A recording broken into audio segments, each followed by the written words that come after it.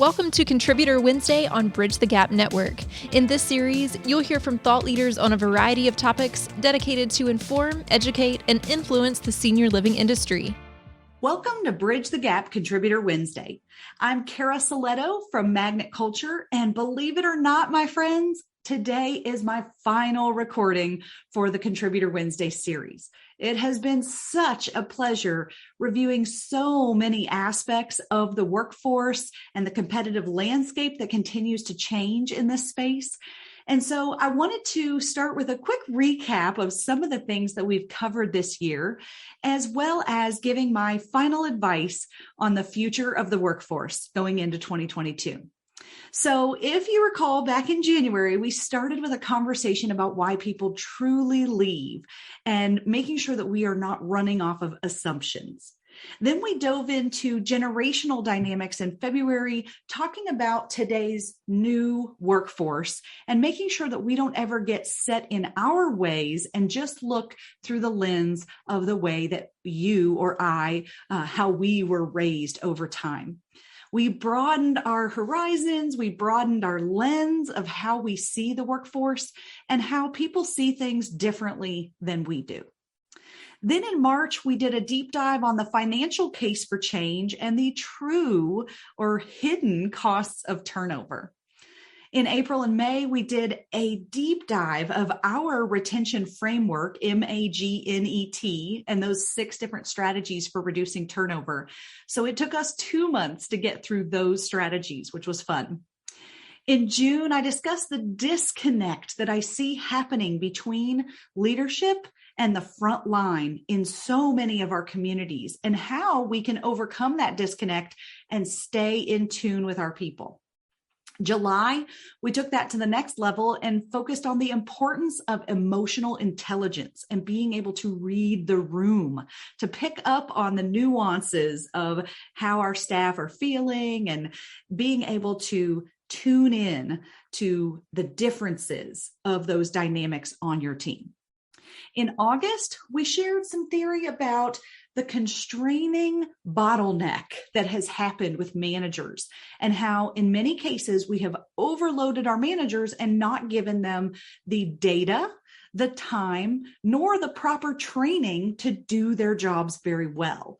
And so we really dove into some ways that organizations and particularly those home office leaders can better support the management in those positions. September, we hit a full-on recruiting crisis here in the States. And so we decided to focus on onboarding, making sure that we were making it the best possible new hire experience that we could for all these new hires that we were bringing into our organizations on a daily or weekly basis. Then, of course, wages started skyrocketing. The competitive landscape changed dramatically this fall, and we started talking about wages and wage compression in October. Of course, with all of those challenges, we started to see more and more burnout. And in November, we took some time to just breathe, and we focused on some resilience tips and ways that managers can not only take care of themselves, but also to take care of their teams, knowing that we are not yet out of the woods. While we have seen over the last 2 years some light at the end of the tunnel at different times, sometimes, unfortunately, that light has then diminished as we've been blown another challenge, one on top of another throughout this pandemic. So I did want to say a huge thank you to Bridge the Gap for giving me 12 episodes this year instead of just 6, because there was so much to talk about. And that way I was able to build off of each one of these episodes to dive a little bit deeper and to really cover so many of the things that senior living providers and leaders across the country are calling me to talk about when they need help with retention. So what I'd like to leave with today is some final advice on the future of the workforce and what does that look like moving forward. Now, my first piece of advice is if you missed any of those other 11 episodes, that's your homework.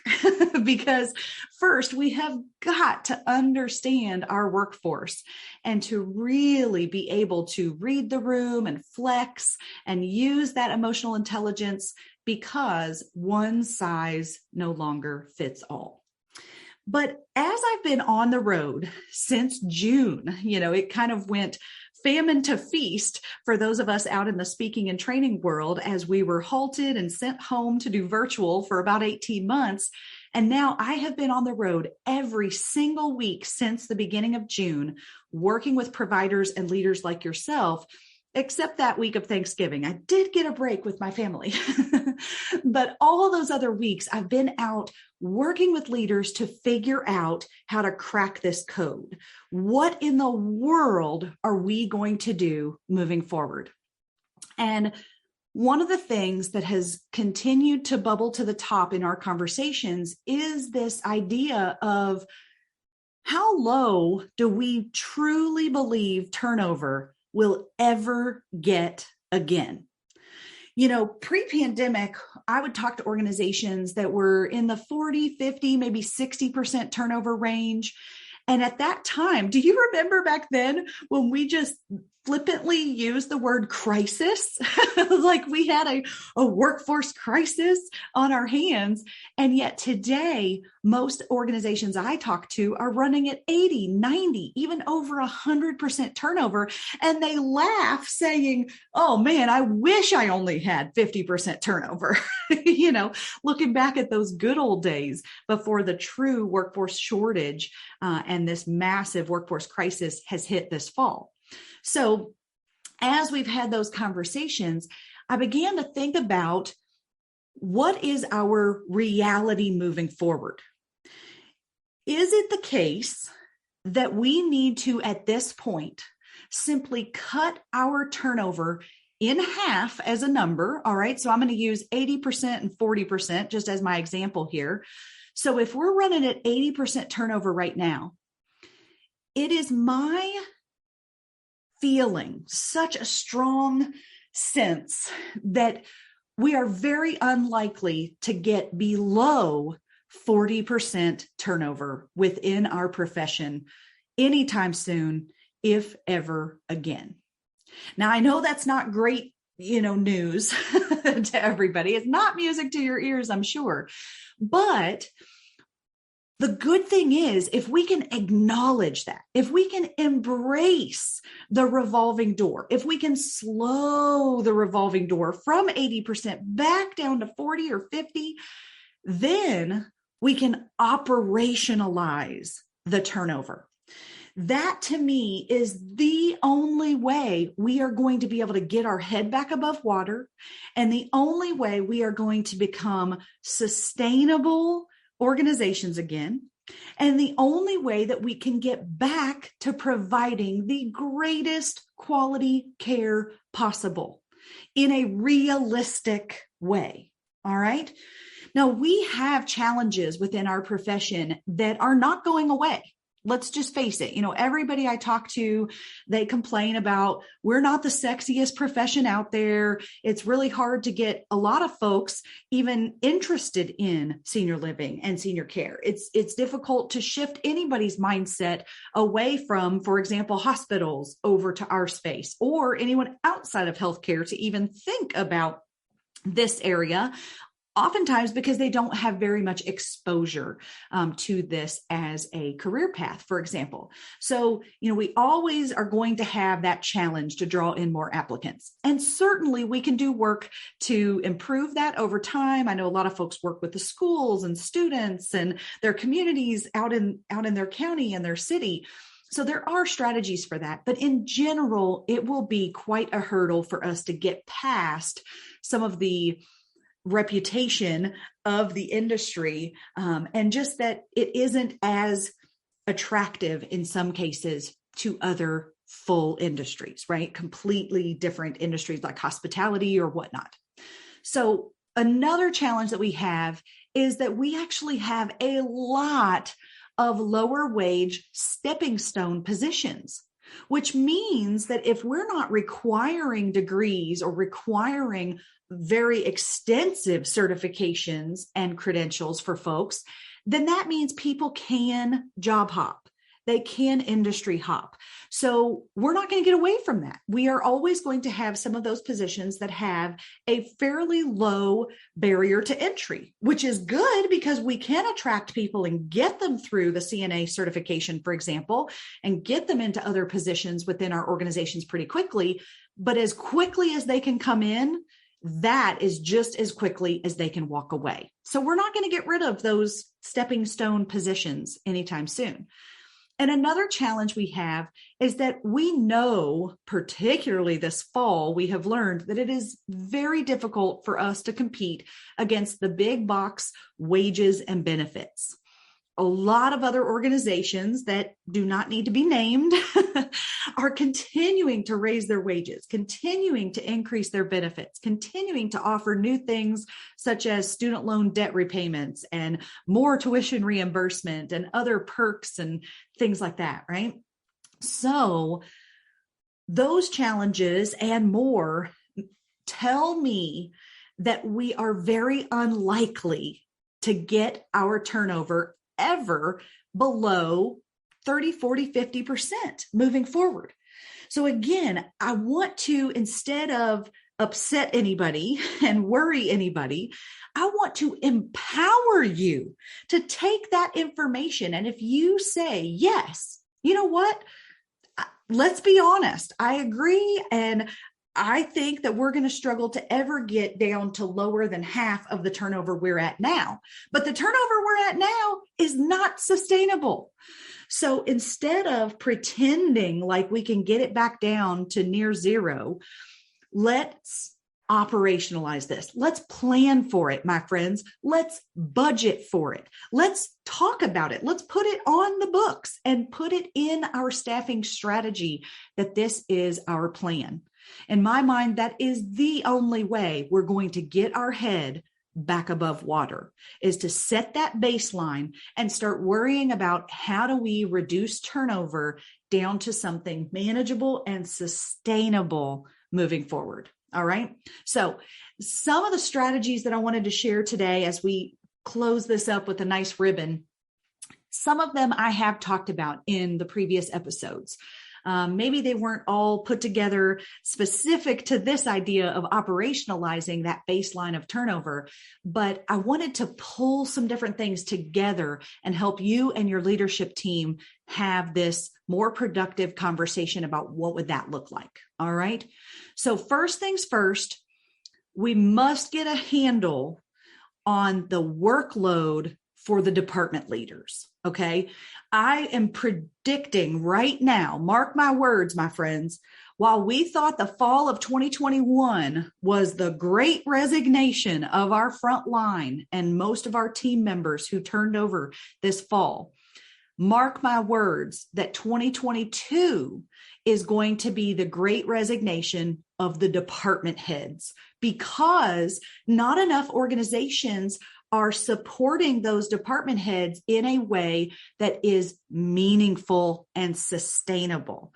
There is still too much of this, hang on, just hang on, just, work with me here, work your magic, as I've heard some people say. And then those department heads look at me and go, what does that even mean? Work my magic? What magic? I've got nothing up my sleeve here, right?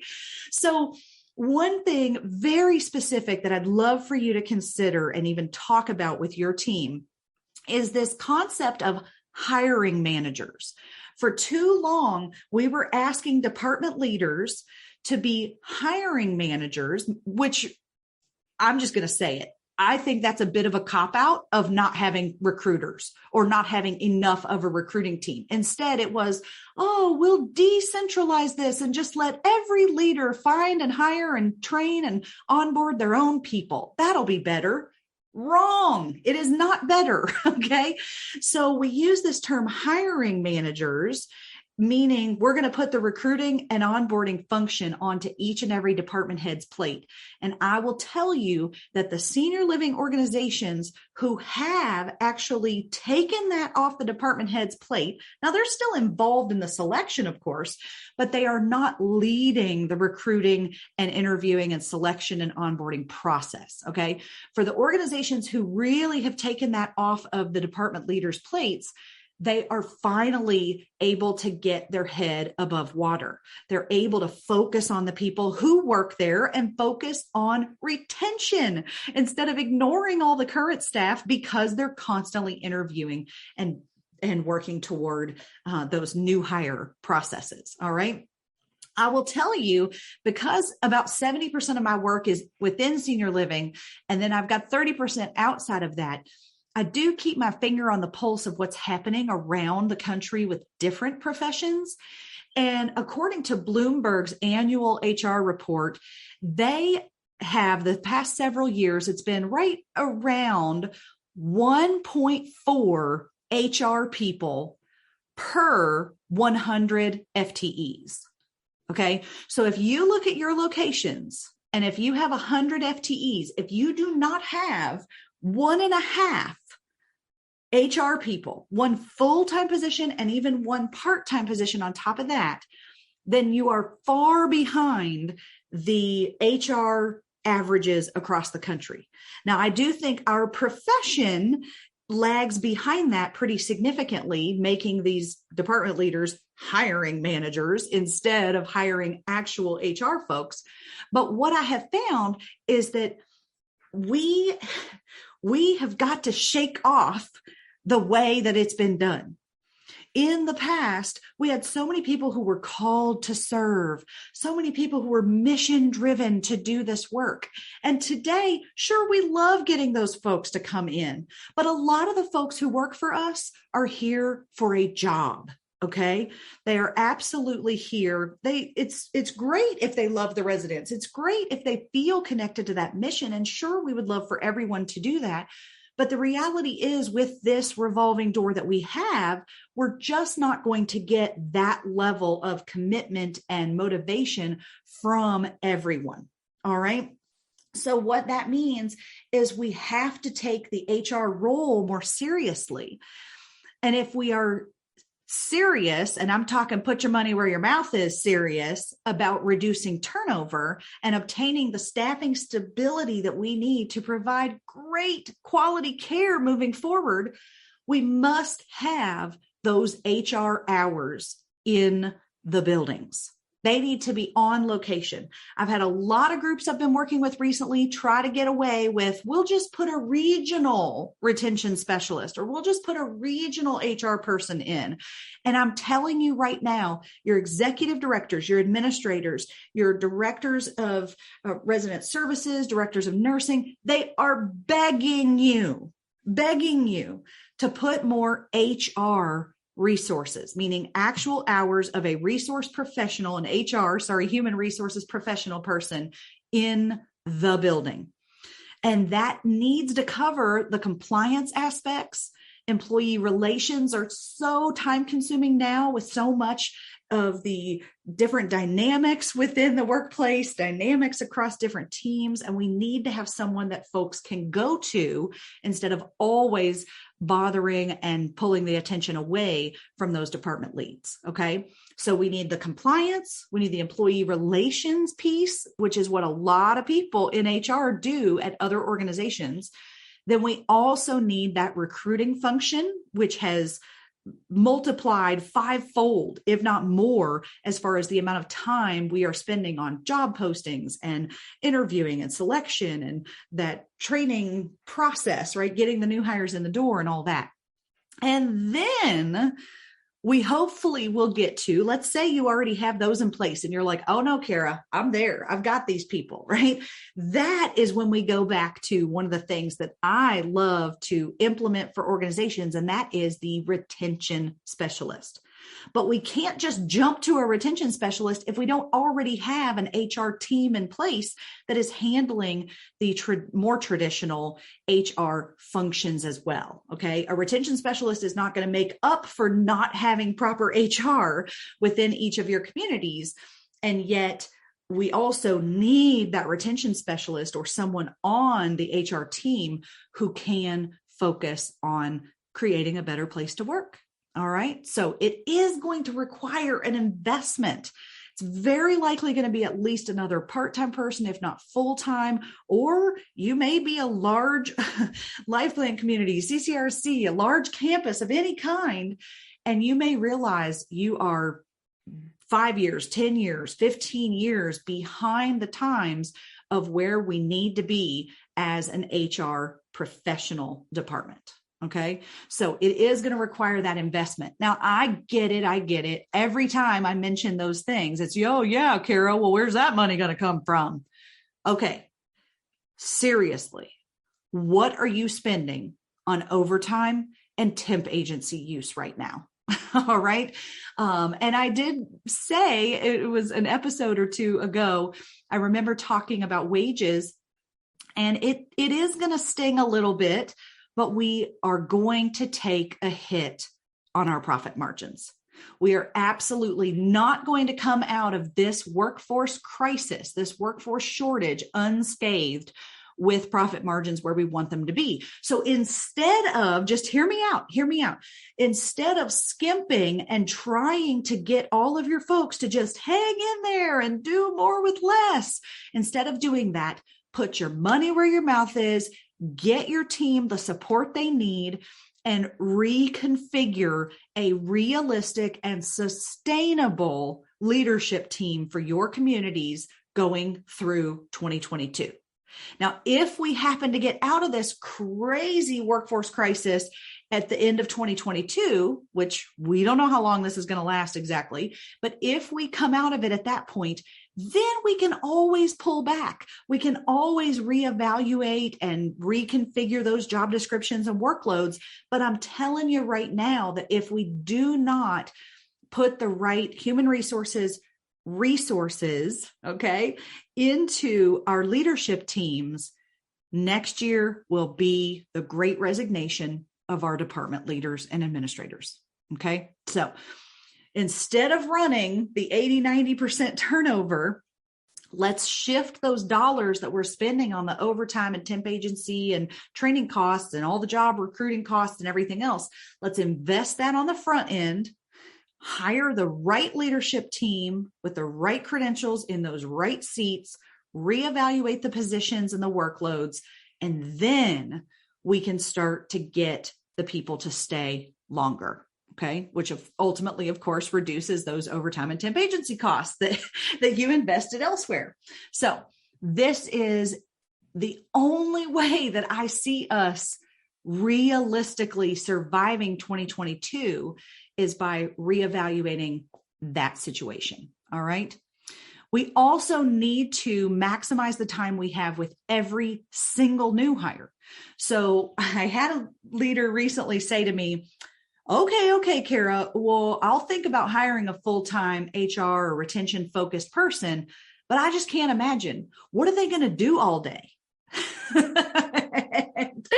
I'm sorry to laugh, but come on. There is so much to be done in creating a better place to work. And one of those things that I've talked about on multiple episodes this year is about better onboarding, better processes, and better training for a better new hire experience. All right. So we have to balance this concept of get them to the floor. Let's streamline and cut the orientation down to just compliance and get them out there as quickly as we can.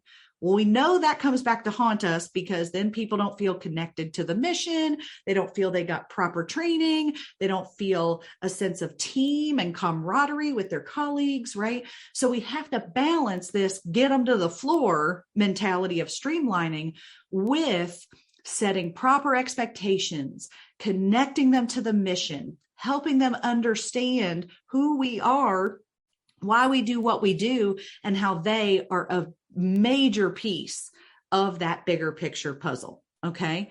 So we have to spend time building up the teams so that they have each other's backs instead of backstabbing one another, but instead filling in for one another and wanting to help one another when they do have, for example, scheduling conflicts. All right. So that is going to take someone's time and attention to be very intentional about the way that we onboard folks. But back to the who's going to do it, right? If we have all of our department leaders completely overloaded at this time, we can't possibly get that new hire experience where it needs to be. So that would be one of the first things I would have your HR team focus on, is improving that new hire experience. And then ultimately, we need to make sure that we as leaders keep developing ourselves, that we keep developing our teams. Things are changing faster than they have ever changed before, my friends. And one size no longer fits all, remember? So you cannot become disconnected from your people and make decisions and think that everything's going to be hunky-dory, because that's not how it works. We have to listen to our people. We have to stay connected to our people. We have to never stop evolving. We reach a point in our lives when we feel like, okay, I've got this. I finally figured this out. And now I can coast a little bit, take my foot off the gas. Ooh, unfortunately, we cannot. We cannot do that. We've got a whole new generation of young folks coming into our workforce now. And we have to continue learning from them, learning about them. And we have to continue working to be a boss that they want to work for. Okay. So I encourage you to audit yourself regularly, evaluate your effectiveness, and to think about how you are coming across to others. All right. Let me ask you, would you want to work for you? And then I'll take it to another level. Would the 25-year-old you want to work for you, right? We've all changed quite a bit. And maybe your style does jive with your style, and you'd love to have a boss like you, but yet others have a very different style, and that may not work for them. Okay. Now, I totally understand that a lot of things right now are nearly impossible. The implementation of new things, getting our head back above water. And so I just encourage you to continue putting one foot in front of the other. Don't say we don't have time to train.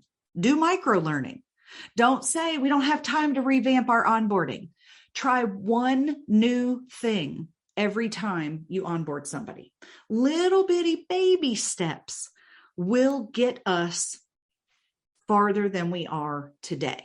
All right. So even if you don't have time for complete overhauls, but instead we can just take one step at a time toward creating a better place to work.